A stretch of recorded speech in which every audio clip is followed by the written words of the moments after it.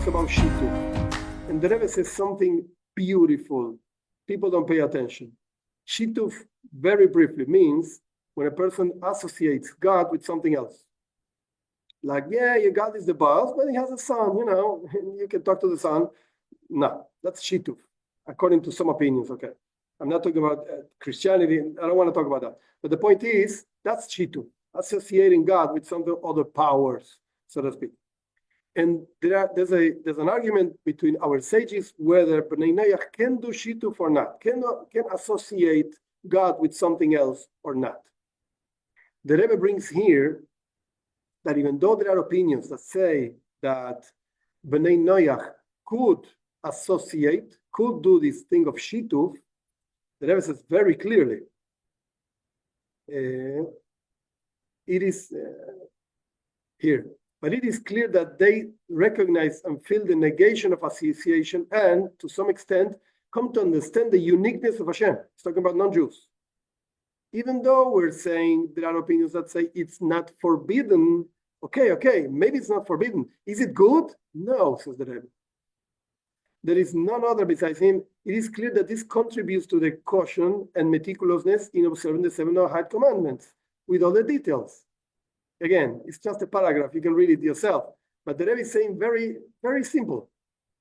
The Torah does not prohibit the non-Jews from doing Sheetuf, associating God with something else. But again, is it something good? Go and do it? No. If you take care with this, like you don't do it, that's going to help you understanding the uniqueness of God. That's going to help you fulfilling your other commandments. All the commandments, 7 commandments with ramifications, etc., etc. And there's a letter of the Rebbe somewhere else. The Rebbe says very clear, very interesting, that not only this idea of Sheetuf, of associating, does not contribute, so to speak, to fulfilling the commandments, etc., etc., God is going to punish you in the future for doing it. The Rebbe says very clear. It takes it from Rashi. It's a whole thing, very interesting. God is going to punish you for doing it. Wait a second. You allow me to do something and then you punish me for doing it? Very simple. First of all, I did not command you to do it.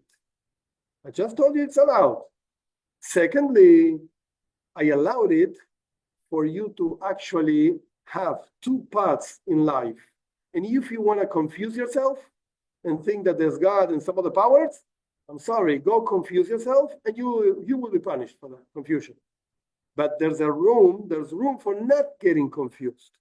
But if I never give you the possibility of getting confused, of course, you're not getting confused, and therefore you're not really serving me, says God.